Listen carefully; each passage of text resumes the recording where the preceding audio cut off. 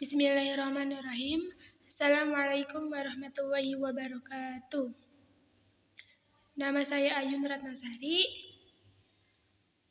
dengan NIM 21083040405. Di sini saya akan meresum sebuah buku yang berjudul Rekonstruksi Al-Quran. Yang saya resum ada 3 bab. Bab pertama itu mencoba meletakkan Al-Quran dalam latar kesejahteraannya, baik dalam konteks situasi sosial, politik, serta religius Arabiah. Yang kedua,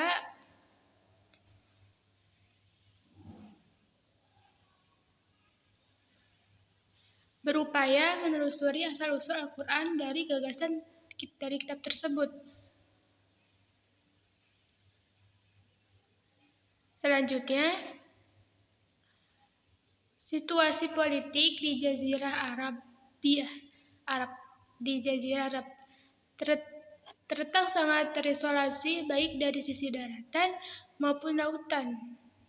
Kawasan ini tempat Muhammad SAW tampil dengan perkabaran ilahinya pada abad ke-7 perhitungan tahun Masehi. Kehidupan di Jazirah Arab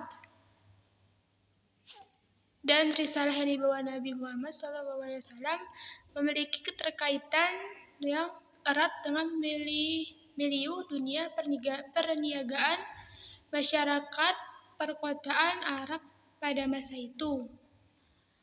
Tanah air pertama, Mekah, merupakan pusat perniagaan yang sangat makmur. Sementara tanah air keduanya adalah Yathrib, atau kemudian berganti nama dengan yang lebih populer dengan Madinah, yang bisa disebut hingga sekarang yang disebut Madinah.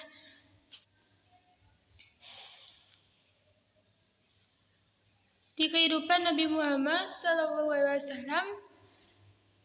dilahirkan di Mekah sekitar tahun 570 di tengah-tengah keluarga atau Bani Hashim dari suku Quraisy yang pamornya ketika itu tengah surut. Ayahnya adalah Abdullah, ibunya Aminah. Ayahnya Abdullah adalah seorang pedagang sebagaimana profesi rata-rata orang Quraisy pada zaman itu. Ibunya meninggal ketika Nabi Muhammad berusia 6 tahun dan kakeknya meninggal ketika Nabi Muhammad SAW masih kecil. Selanjutnya tentang sumber-sumber Al-Quran. Kaum muslimin pada umumnya meyakini bahwa Al-Quran adalah sumber dari Allah, dan Al-Quran sendiri seperti yang ditunjukkan di atas juga mengkonfirmasinya keyakinan tentang sumber ilahi wahyu. Tanpa keyakinan seperti itu, tidak seorang pun yang dapat mengklaim dirinya sebagai muslim, bahkan dalam suatu pengertian nominal. Tetapi keyakinan tersebut telah mendapat tantangan serius ketika diproklamasikan pertama kali oleh Al-Quran dan berlanjut hingga dewasa ini di kalangan tertentu pengamat Islam dan Islam. Pengaku Muhammad SAW bahwa ia merupakan penerima wahyu dari Tuhan Subhanahu wa Ta'ala semesta alam untuk yang disampaikan kepada seluruh umat manusia dari zaman dulu sampai hingga zaman sekarang. Manusia mendapat tantangan keras dari orang Arab yang sejaman dengannya.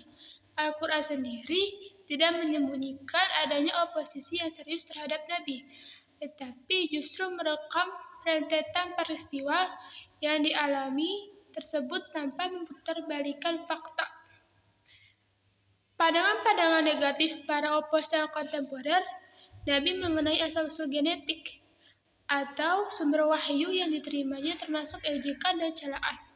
Nabi Muhammad juga pada ketika hijrah juga sering diejek, dihina, bahkan hampir dibunuh. Kitab suci kaum muslimin yang berisi kumpulan wahyu ilahi yang diturunkan kepada Nabi Muhammad SAW selama kurang lebih 23 tahun secara populer yang dirujuk dengan nama Al-Quran.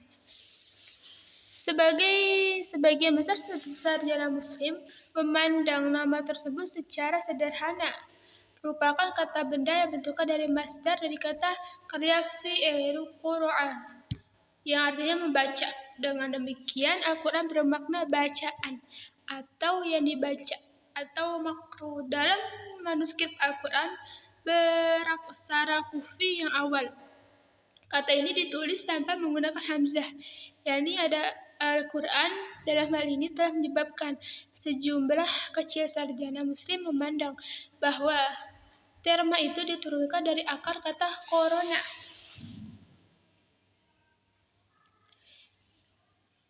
yang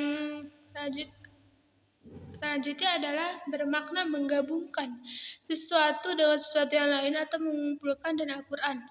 Berarti kumpulan atau gabungan-gabungan tertentu.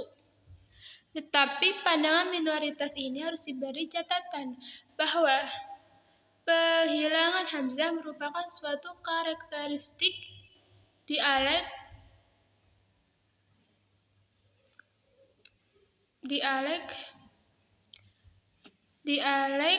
Makkah atau Hijazi, dan karakteristik tulisan Al-Quran dalam aksara kufi yang awalnya. Di samping itu, sebagaimana akan ditunjukkan di bawah, terma Quran bertalian erat dengan akar kata Al-Quran sendiri. Cukup sekian, kurang lebihnya saya mohon maaf. Wassalamualaikum warahmatullahi wabarakatuh.